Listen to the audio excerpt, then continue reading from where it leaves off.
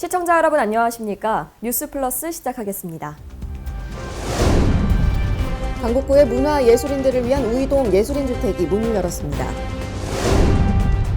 대구시가 전천후 소방 업무가 가능한 다목적 중형 소방 헬기를 도입했습니다. 주문진항의 노후 자판 시설이 새롭게 정비됐습니다. 고령시가 5개 학교를 대상으로 안전 골든벨 대회를 개최했습니다. 비농 기촌인을 위한 농업인 교육복지관이 포항에서 문을 열었습니다. 수도권 소식입니다. 강북군의 문화예술인들에게 안정적인 주거 환경을 제공하고 창작 활동을 지원하게 될 우이동 예술인주택이 문을 열었습니다. 교통이 편리한 데에다가 최대 10년까지 거주할 수 있어 지역의 문화예술을 활성화하는 데 큰 버팀목이 될 것으로 보입니다. 강북구가 지난 17일 삼양로 165길에 건립된 우이동 예술인주택에서 입주를 기념하는 현판식을 개최했습니다. 예술인주택은 예술인들의 주거 안정과 창작 활동을 지원하기 위해 강북구와 SH공사가 협약을 맺어 조성한 수요자 맞춤형 시설입니다. 예술인주택은 대지 면적 217.6제곱미터의 지상 5층 건물로 1층은 주차장과 입주자들의 교류 활성화를 위한 커뮤니티실이 들어서 있고 2층부터 세대별로 거주할 수 있습니다. 특히 버스 정류장과 북한산 우이역이 도보로 5분에서 10분 거리에 있고 주변에 북한산 국립공원과 솔밭공원이 위치해 있어 주거 환경이 쾌적하다는 게 특징입니다. 현재 전체 10세대 가운데 5세대가 입주한 상태로 지난 3일까지 진행된 자녀 세대 모집 공고에는 모두 24명이 신청서를 제출했습니다. 강북구는 응모자들을 대상으로 신청 자격과 세대원의 무주택 여부, 월평균 소득과 자산 기준 조건 등을 심사해 최종 입주자를 선정할 예정입니다. 최초 계약 기간은 2년으로 요건을 유지할 경우 2년마다 갱신이 가능해 최대 10년까지 거주할 수 있습니다. 강북구는 우이 예술인마을이 문을 열게 돼 창작 활동에 전념할 수 있을 토대가 마련됐다며 지역 내 문화예술인들과 함께 다양한 콘텐츠를 개발해 서울을 대표하는 역사, 문화, 관광의 도시를 만들어가겠다고 전했습니다. 우리의 전통적인 사회, 어문, 풍속 등 한국적인 학문을 국학이라고 칭하는데요. 이 개념이 정립된 건 일제강점기에 우리의 정신을 잃지 않기 위해서였죠. 종로구에 있는 국내 최초의 국학 특화 도서관이 1주년을 맞아 기념행사를 열었습니다. 종로구립 어린이 청소년 국학 도서관은 공공도서관 중 최초의 국학 특화 도서관으로 우리의 말과 글, 그리고 역사와 문화 모든 것을 이르는 국학을 접할 수 있는 곳입니다. 이번 1주년 기념식에는 다양한 독서와 문화 행사들도 함께 진행돼 국학도서관의 1년 동안의 기록들을 주민들과 공감하고 공유했습니다. 성남시청 종합홍보관은 연간 6만여 명의 내외국인이 방문하는 곳인데요. 리뉴얼을 거쳐 성남의 역사와 문화를 홍보하는 공간으로 재탄생했습니다. 성남시청 종합홍보관은 이번 리뉴얼을 통해 3가지 공간으로 꾸며졌습니다. 첫 번째 코너인 우리가 기억하는 시간에서는 성남의 역사적 발자취와 광주 대단지 사건을 재조명한 영상, 성남의 명소 등의 정보를 볼 수 있습니다.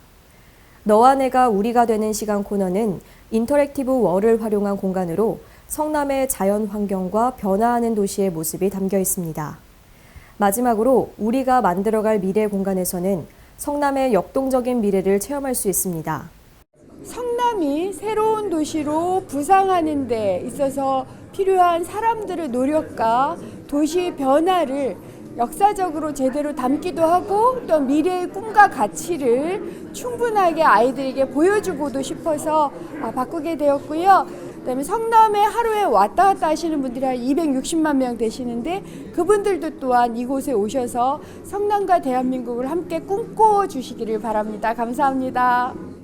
시민들이 직접 보고 듣고 체험할 수 있는 공간으로 꾸며져 성남에 대한 애정이 더 깊어질 것으로 기대됩니다. 의왕시 지역사회보장협의체는 나누는 행복, 커지는 희망이란 주제로 2019년 한 해를 돌아보는 활동보고회를 개최했습니다. 의왕시 지역사회보장협의체는 지난 20일 시청 대회의실에서 2019년 활동보고회를 개최했습니다. 나누는 행복, 커지는 희망이란 주제로 열린 이번 활동보고회는 한 해 동안 진행된 협의체 활동 현황을 공유하고 지역사회보장 증진에 헌신한 위원들의 자긍심을 높이기 위해 마련됐는데요. 활동 영상 상영, 유공자 표창, 문화공연 등 다양한 행사를 진행하며 서로의 노고를 격려하고 2020년도 활동에 대한 의욕을 다졌습니다. 다음은 광역시 소식입니다. 대구시가 전천후 소방 항공 업무가 가능한 다목적 중형 소방 헬기를 도입했습니다. 지난달 20일 취향식을 갖고 이달부터 본격적인 업무에 투입됩니다. 이번에 도입된 중형 다목적 소방 헬기는 이탈리아 레오나르도사에서 제작한 기종으로 최대 시속 297km, 항속거리 803km로 최대 4시간 20분까지 연속 비행할 수 있습니다. 기존 헬기가 소형 단발 엔진 헬기로 임무 수행에 제한이 있었던 반면 이번에 도입된 헬기는 중형 쌍발 엔진 헬기로 구조와 구급, 화재 진압까지 임무의 효율성과 안전성이 강화됐습니다. 최대 탑승 인원은 12명이고 EMS 장비 등 각종 응급의료 장비가 탑재돼 있어 환자 이송 중 응급처치가 가능한데요. 시각을 다투는 응급 환자 소생에 많은 역할을 담당할 것으로 기대하고 있습니다. 특히 기존 헬기에 탑재되지 않았던 헬리콥터 부양 장치, 공중 및 지상 충돌 방지 장치, 지상 접근 경보 장치, 기상 레이더 등이 탑재돼 해상 비행과 계기 비행 등이 가능해졌습니다. 지난달 헬기 신규 등록과 안전성 검사를 마쳤고 비행 훈련과 구조 현장 현지 적응 훈련을 거쳐 올해 1월 1일부터 본격적인 현장 임무에 투입됩니다. 일과 가정의 양립, 아직은 쉽지 않은 일이죠. 울산시는 지난달 23일 울산광역시 공무원 노동조합과 아이 낳고 키우기 좋은 직장 만들기 업무 협약을 체결했습니다. 업무 협약은 양성평등 및 저출산 극복을 위한 인사 우대 정책과 일과 가정 양립을 위한 근로시간 축소와 휴가 확대, 육아가 행복한 보육 인프라의 확충 및 개선 등 3개 부문 16개 중점과제로 짜였습니다. 울산시 관계자는 저출산 시대에 출산 육아 지원에 대한 인사 및 승진에 대한 불이익을 해소하고 남성도 육아를 직접 담당할 수 있는 직장 분위기 확산에 기여할 수 있도록 하겠다고 전했습니다. 다음은 강원도 소식입니다. 주문진항의 노후 좌판 시설이 새롭게 정비됐습니다. 주문진항 수산물 좌판 풍물시장으로 재탄생한 모습을 전해드립니다. 주문진항 좌판은 2002년 처음 형성돼 노후되고 위생에 취약한 시설로 방치되어 왔습니다. 이에 따라 강릉시는 2015년부터 좌판 상인들과 협의 과정을 진행해 현대화 시설로 정비하는 좌판 현대화 사업을 추진했습니다.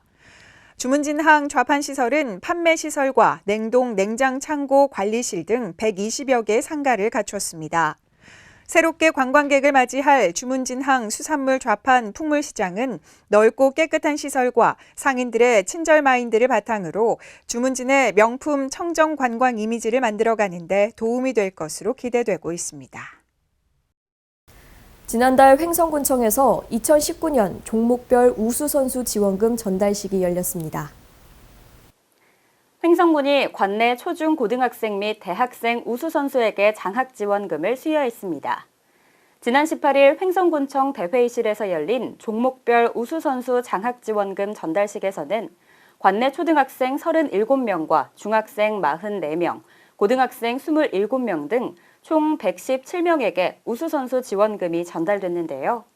횡성군은 매년 지속적으로 추진하는 장학금 수여 및 선수 지원책을 통해 우수선수를 발굴 육성하고 있습니다. 지난달 20일 평창군과 어린이 급식관리지원센터는 민간위탁 재협약을 체결했습니다. 평창군에서는 100인 미만의 어린이, 청소년 급식시설 23개소를 대상으로 어린이 급식시설에 대한 체계적인 영양, 위생관리 지원을 목적으로 어린이 급식관리지원센터를 위탁 운영하고 있습니다. 이번 재협약 체결로 위탁 기간은 2020년 1월 1일부터 2022년 12월 31일까지 3년간 평창군 어린이급식 관리지원센터를 위탁 운영하게 됩니다. 이번 협약에서 평창군과 위탁기관은 상호 신뢰를 바탕으로 성공적인 사업 추진을 노력하고 식품의약품안전처 가이드라인에 따른 사업 운영 과정 협의를 마쳤습니다. 이어서 충청도 소식입니다. 충청북도가 2020년 경자년 새해를 맞아 신년 화두로 경자대본을 발표했습니다. 경자대본은 과거 유일한 경제수단이 농업이었던 점에서 비롯된 농자 천하지 대본의 철학과 정신을 경제수단이 다양화된 오늘날의 의미로 재해석해 경제에 더욱 매진하겠다는 의미를 담았습니다. 충청북도는 전국 대비 4% 충북경제 달성과 강호축 완성을 위해 경자대본의 자세로 경제에 더욱 매진할 계획입니다. 한편 충북도의회 신년 화두로는 동심동덕을 선정했습니다. 동심동덕은 도민 행복과 충북 발전을 위해 도의회와 도민이 한뜻으로 다 같이 노력하자는 의미를 담고 있습니다. 첫째도 안전, 둘째도 안전이란 말이 있을 만큼 실생활에서의 안전은 굉장히 중요하죠. 보령시에서는 5개 학교를 대상으로 안전 골든벨 대회를 진행했습니다. 보령시는 지난 13일 보령종합체육관에서 한내, 대천, 대천동대, 명천, 관당초 등 5개 학교 학생이 참여한 가운데 안전 골든벨을 개최했습니다. 이번 행사는 안전 취약계층인 어린이들에게 재난안전 기본 상식을 바로 알리기 위해 마련됐는데요. 출제 문제는 생활, 교통, 화재, 전기안전 분야 등 실생활과 밀접한 기초지식을 담은 예상문제집 1000문항을 사전에 제시하고 OX 퀴즈, 객관식, 주관식 풀이로 진행했습니다.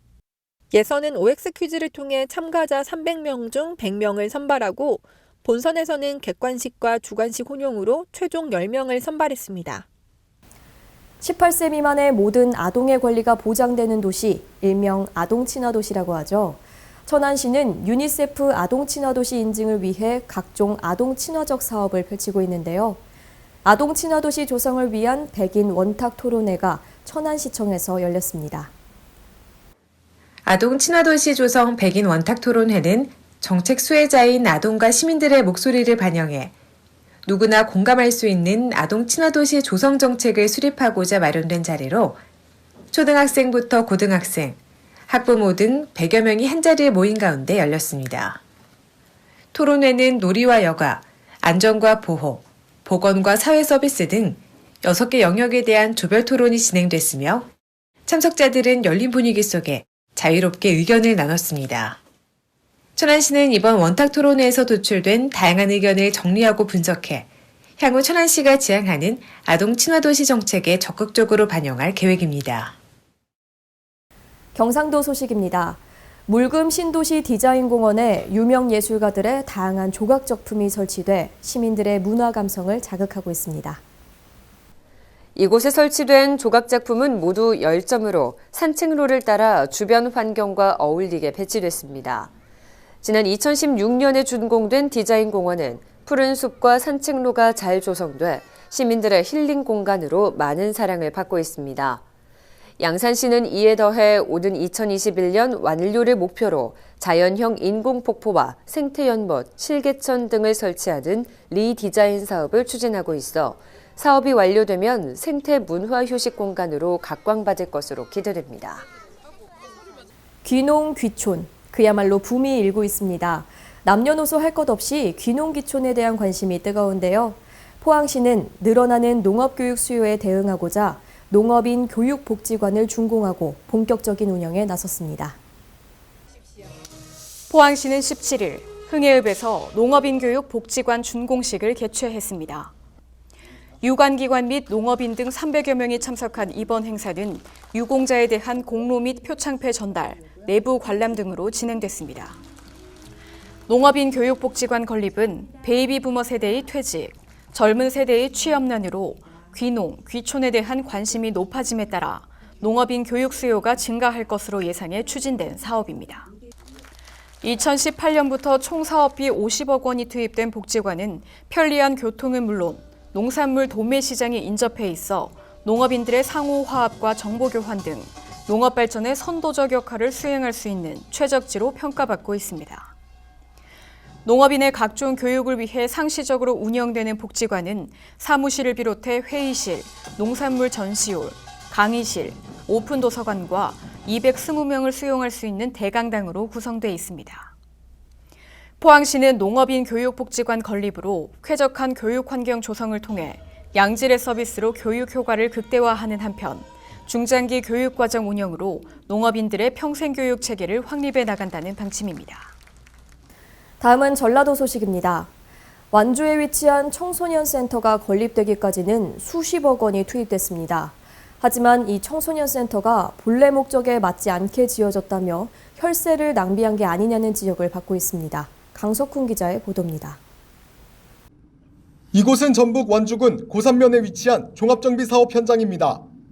완주군이 수십억 원을 쏟아부어 문화광장 조성에 나섰지만 주민들의 반응은 싸늘하기만 합니다. 11억 원 상당의 사업비가 투입된 청소년센터가 본래 목적과 취지에 맞지 않게 지어졌기 때문입니다. 제가 보기에는 아무 쓸모없는 건물이죠. 여기 청소년들이 와서 여기 뭐 하겠습니까? 여기 지금 밑에는 뭐 우리 할머니들, 할아버지들 상인이 사무실 이렇게 해가지고 중로당으로 이렇게 지금 밑에는 조립식으로 칸막이 해가지고 뭐 중로당식으로 이렇게 할아버지, 할머니들 이렇게 있는데 2층에 와서 청소년들이 여기서 뭘 하겠습니까? 아무것도 할 것이 없습니다. 이 건물은. 해당 센터는 1층에 상인회와 노인들을 위한 사랑방이 만들어져 있어 청소년들은 2층을 이용해야 하는 상황입니다. 하지만 2층의 구조는 손을 뻗으면 천장이 손에 닿고 공간이 협소해 청소년들이 활동하기에는 무용지물로 보입니다. 결국 청소년들을 위해 지어졌다는 이 센터는 110평에서 10분의 1도 되지 않는 공간이 전부입니다. 공사를 시행한 한국농어촌기반공사 관계자는 완주군이 설계한 대로 진행했을 뿐이라고 말했습니다. 그 설계 도면 자체는 완주군에 이제 뭐 따로 뭐 얘기가 된 건가요? 아니면? 그렇죠. 그 군에서 이제 설계해가지고 우리 쪽으로 와서 이제 우리가 시공하는 거니까. 문제는 또 있습니다. 이 건물에 앞서 2017년에 똑같은 목적의 건물을 지어 사실상 용도 중복이라는 점입니다. 2014년에 아마 계획 잡은 거는 청소년 문화시설로 이렇게 계획을 잡았었더라고요. 그게 이제 그 옆에 그 고래라고 청소년 지금 현재 우리 교육아동 국가에서 맡고 있는데 그쪽에서 그 청소년 이용시설로 가면서 그 용도가 조금 어떻게 사용할지가 좀 불분명해진 거 있어요. 그래서 당초 완주군은 2014년부터 청소년센터를 설계했기 때문에 용도 중복으로 계획이 무산됐다는 대답은 오히려 비난의 불씨를 키우고 있습니다. 청소년들을 위해 지어졌지만 안일한 행정으로 기능을 상실한 센터, 지방자치단체의 현 소재지입니다. 지금까지 전북에서 강석훈이었습니다. 전주시가 가계부채에 시달리는 서민들을 위해 부실채권 소각 행사를 진행했습니다. 이번 행사로 채무자들은 부실채권을 탕감할 수 있었습니다. 전주시가 21시청 1층 로비에서 가계부채로 고통받는 서민들의 새 출발을 지원하는 전주시 금융복지상담소 개소 4주년을 기념하면서 부실채권 소각 행사를 가졌습니다. 대상은 전주에 주소를 둔 시민이 보유한 연체기간이 10년 이상이고 대출금액이 1,000만 원 이하인 부실채권 중 참여금융권이 보유한 신용채권으로 이날 행사에는 채무자 190명, 30억 원 상당의 부실채권이 탕감됐습니다. 한편 부실채권 소각은 4대 종단과 주빌리은행, 금융권 등의 후원을 받아 진행됐습니다. 전주시 관계자는 채무조정을 받은 개인이 다시 빚을 지는 사례를 방지하기 위해 맞춤형 교육을 병행해 나가도록 하겠다고 말했습니다. 지금까지 전북에서 강석훈이었습니다. 위급 환자들에게 가장 중요하다는 골든타임. 이 골든타임 내에 적절한 응급처치를 진행할 수 있도록 하는 정읍시 응급의료센터가 문을 열었습니다. 정읍시와 고창군, 부안군이 공동협력사업으로 추진해온 선안권 응급의료센터가 본격적인 가동에 들어갔습니다. 정읍 아산병원은 이날 지역 응급의료센터 개소식을 열고 지역민의 안전을 책임지는 의료기관으로의 도약을 다짐했습니다. 이날 새롭게 문을 연 응급의료센터는 응급의료센터로서 핵심 역할을 할 수 있도록 국비 17억 원의 예산을 확보해 총 사업비 21억 6,100만 원으로 응급실을 중축하고 최신 시설로 리모델링을 완료했습니다. 정읍시 관계자는 이를 통해 응급의료센터 기준에 적합한 인프라를 구축해 골든타임 내 적절한 응급처치 등으로 중증 응급 환자의 생명을 책임질 것으로 기대하고 있습니다. 유진섭 시장은 앞으로 신속하면서도 수준 높은 진료 시스템으로 주민이 만족하는 응급의료 서비스를 제공할 수 있도록 부단한 노력을 기울여달라고 소감을 전했습니다. 지금까지 전북에서 강석훈이었습니다.